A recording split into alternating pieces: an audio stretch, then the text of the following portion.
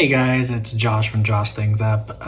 We are here with another monthly cash stuffing for the month of August, as I just got paid for the month of July. A lot of things have been going on, and thankfully, I had a little bit of savings that I've done with my savings challenges. One, I had to go in for a medical procedure, and that kind of wiped out half of my savings. And then my dog actually had to go to the vet, and that wiped out the other half of the savings. And this month I was able to at least pay the minimums on all of my credit cards that I still have debt on. And while it's going forward, it's still taking a few steps back as far as having savings. But I suppose that is what a emergency fund is for, is to cover those bills that we don't really expect and that we can't really plan for. So it is just the monthly cash stuffing today, but we're looking at the month of August, and then in August we're going to be looking towards September. And right now September looks a whole lot brighter as far as making sure that our savings get not only replenished, but our credit card debt is going to go down immensely, because we're able to put a lot more money down next month, because we also had tuition due this month for my high school counseling program. So that is what we're going to do today. Okay. Again, it is kind of just my basic binder. This is kind of the allotments that I have as far as what gets stuffed and where. We did have a little bit of money left over, but for gas, I'm kind of just going to leave it in there, because having extra money in gas is never a bad thing. And I kind of feel like that'll keep me from dipping out of my savings even more. So from the previous month, we had $40, 41 actually. I'll save the dollar, it's fine. But we had 41 already in our gas folder. So we're going to refill this with 5 weeks worth of gas. Again, we schedule out for 5 weeks rather than 4. And it is getting 100. And then it gets 6 20s. So 1, 2, 3, 4, 5, 6, for a total of 220, with 40 left over from last month. So that's always great. Really, the extra gas money came from, excuse me, when my mother borrowed my car and she was able to fill it up with gas, because it's common courtesy. If you borrow someone's car, you fill it up with gas. So it was nice to have gas for the week and not have to pay for it. So that's kind of where that extra 20 came from. Repast gets 140.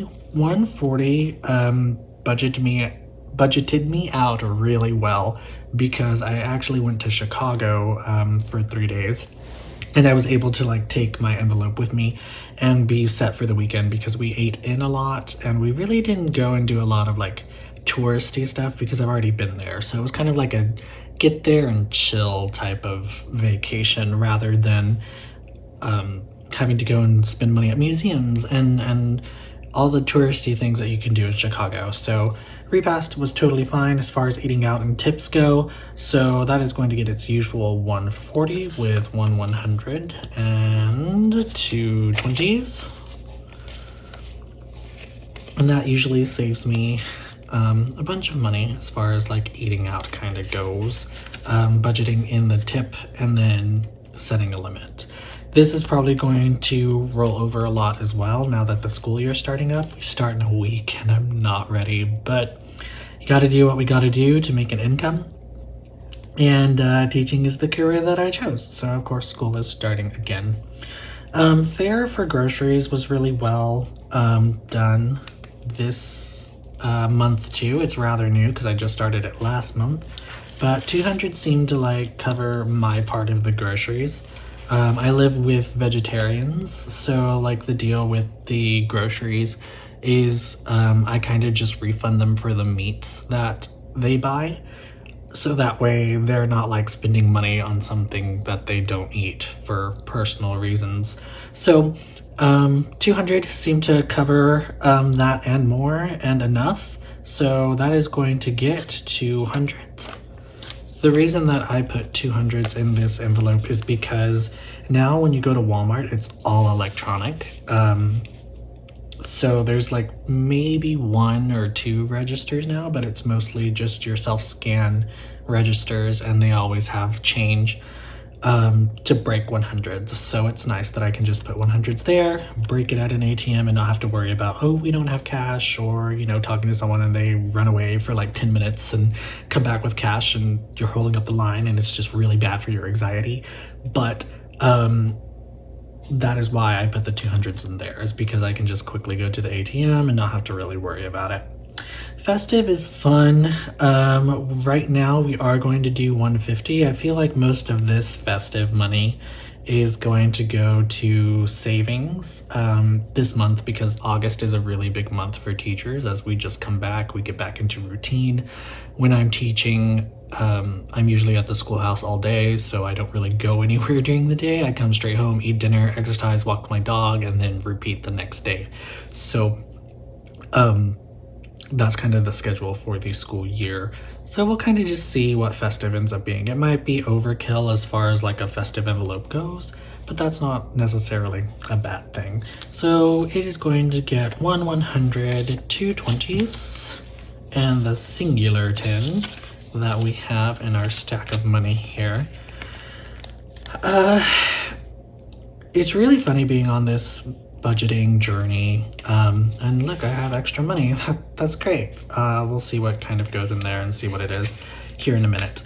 But being on this budgeting journey and having it change so much already in just a couple of months, I find that there's a lot of things that you have to kind of take into consideration when you're setting a budget. Is what are the things that are necessary and that you don't want to be stressed over.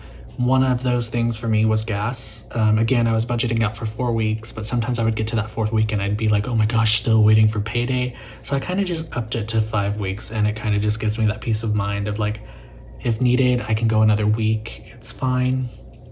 But then like with festive, like you have to let yourself have fun as well with your monthly budget, because then you're gonna just feel tied down, you're gonna feel bored, and all these negative thoughts as far as it goes to paying your way out of your debt for your debt-free journey. So I kind of just budget for those things, and that's kind of why my first budget of $620 has gone up to $850 now, is because I am planning for these things that allow me to have fun but still maintain a budget from like my actual full-time check. So that way some of it goes to retirement, some of it goes to debt, and then some of it goes to the things that I enjoy but are also necessities that are not going to stress me out. Next up is office.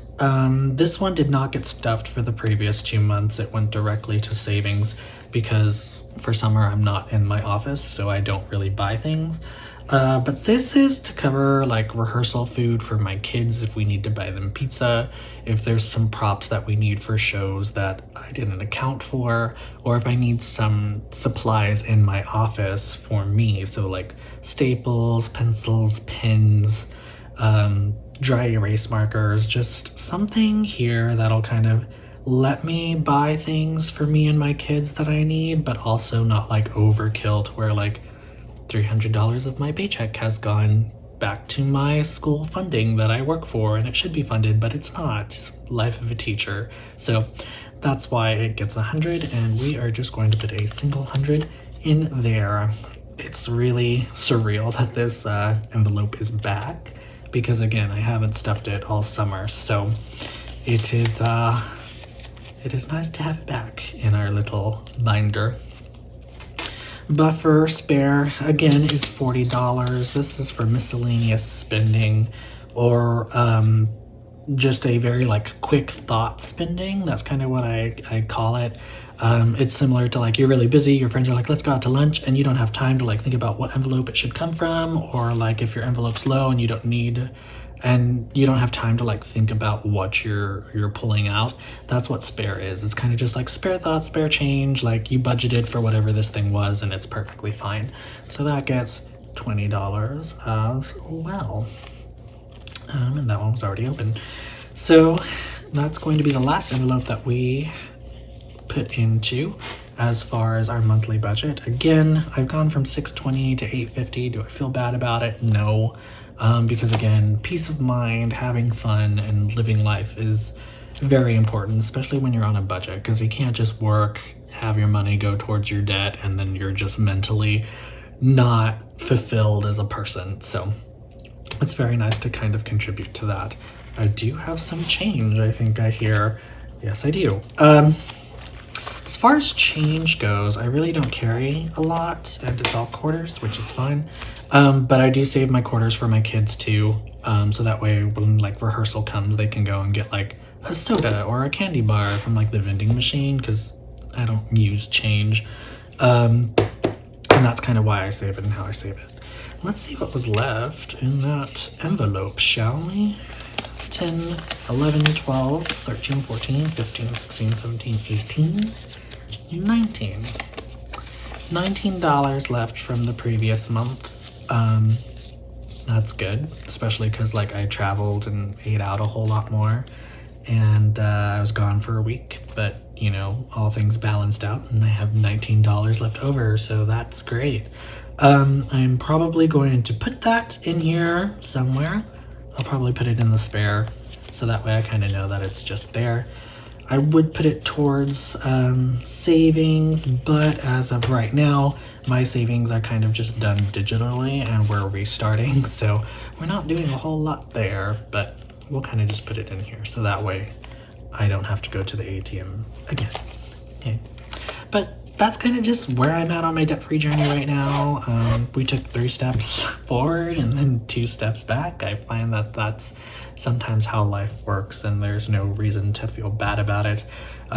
Like I said, I am grateful that I'm able to have this paycheck, pay the minimums, catch up on what was late, and cover the medical bills that I was handed. So, you know, you live, you learn, and you kind of just keep going. It's up and down as far as everything goes, but we're still on track to be out of debt by Christmas. I was going to try and do it by the time I was 30 at the end of next month, but now I just moved it to Christmas just to spread it all out and not be so stressed out about it, because in reality, like, you're not working, collecting a paycheck and putting it on debt. You're working, getting a paycheck, and then seeing how you're going to survive off of that, because not 100% of your check goes to debt anyway. You mentally think that it should, because you want to be out of debt as quick as you can, but that's why we budget. That's why we figure out what our life entails, and we have to remember that our budget is flexible. So if you need to go and adjust some things, you can do that. So until next month, I will see y'all guys next time.